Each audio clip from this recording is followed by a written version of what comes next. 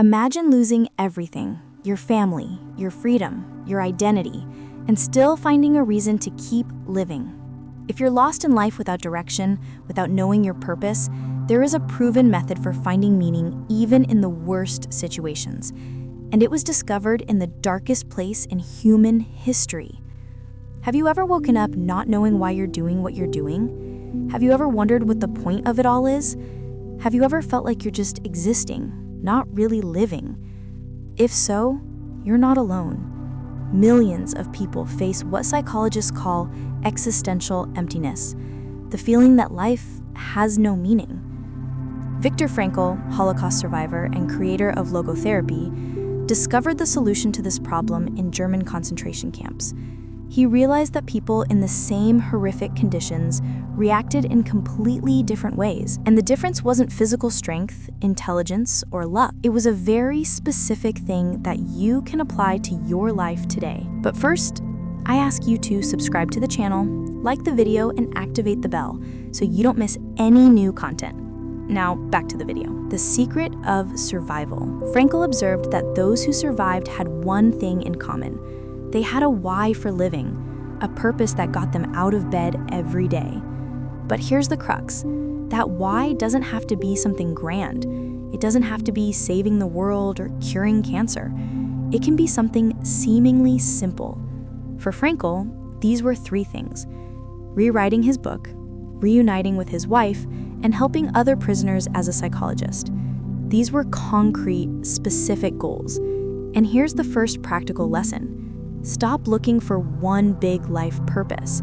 Instead, find specific purposes for specific moments. Do this now. Grab a pen and paper. Write down 3 things you want to do, achieve, or resolve in the next 6 months. It doesn't have to be perfect. It just has to be yours. Frankl discovered that there are 3 ways to find meaning in life. I'll explain each with practical examples. First, creative values, what you give to the world. This isn't just about art or innovation, it's about contribution. It could be your work, a personal project, helping someone, teaching something. Identify a way to contribute. It could be mentoring a colleague, creating useful content, improving a process in your company, or simply being someone others can count on. Second, experiential values, what you receive from the world. It's your connections, experiences, moments of contemplation of beauty. Frankl found this even when talking mentally with his wife in the field. Dedicate real time to experiences that connect you with others or with something bigger. It could be a deep conversation, contemplating nature, or listening to music that moves you. Third, values related to your attitude towards suffering. When you can't change the situation, you can still choose how you react. This was Frankl's most powerful discovery.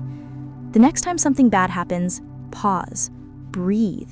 Ask yourself, how can I grow from this? Or what can this situation teach me? Frankl discovered that he could find meaning in the hell of the concentration camps. He had a freedom that no one could take away, the freedom to choose his attitude. He called this the space between stimulus and response. Between what happens to you and how you react, there is a space. In that space lies your freedom. Of course, what Viktor Frankl suffered in the concentration camps cannot be compared to the suffering we experience today, because today we deal with much smaller problems. But if his teachings helped him deal with an extreme situation like this, they can certainly help you with your everyday problems. Here's a practical exercise that could change your life. When something irritates you today, whether it's traffic, criticism, or a problem at work, stop for 5 seconds, breathe deeply, ask yourself, how do I choose to react to this? It's not about feeling only positive things. It's about consciously choosing your response. Let's be honest, it's impossible to feel good feelings all the time, especially when we're facing real problems. So what I'm saying is not never get angry. That's not it. What I'm trying to say is control your anger. Don't let it take control. Control your fear, control your frustration, control your anxieties.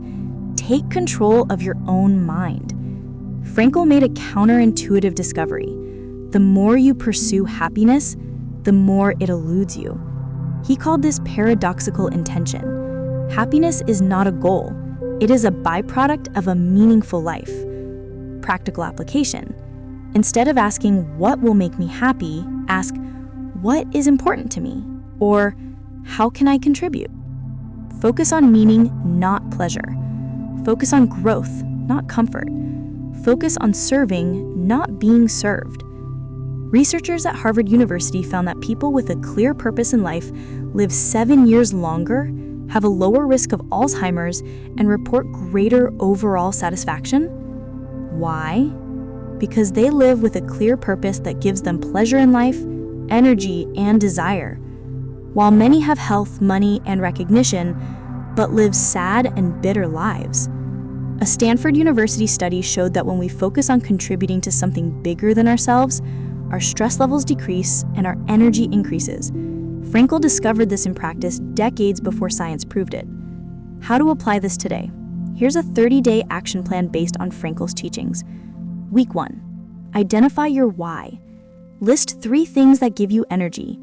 Identify 3 ways to contribute. Choose 1 significant project to focus on. Week 2. Practice freedom of choice. Whenever something irritates you, pause for 5 seconds. Ask, how can I respond mindfully? Write down your automatic reactions versus conscious choices. Week 3. Seek meaningful experiences. Have 1 deep conversation per day. Dedicate 10 minutes to something that connects you with beauty. Practice active, not passive gratitude. Week 4. Turn suffering into growth. Identify 1 current problem in your life. Ask, what can this teach me? Act on this lesson. The most impressive thing about Frankl is that he didn't just survive the Holocaust. He came out with a philosophy that has helped millions of people. He proved that it doesn't matter what happens to you. It matters how you choose to respond. And if he could find meaning in the hell of the concentration camps, imagine what you can do with the resources you have today. Viktor Frankl taught us that you don't need to wait for perfect circumstances to have a meaningful life. You don't need more time, more money, or fewer problems. You need 3 things: a clear purpose for this moment in your life, the awareness that you can always choose your response, and the courage to transform suffering into growth. Stop looking for happiness. Start creating meaning. Stop waiting for motivation. Start acting with purpose. Stop seeing yourself as a victim of circumstances.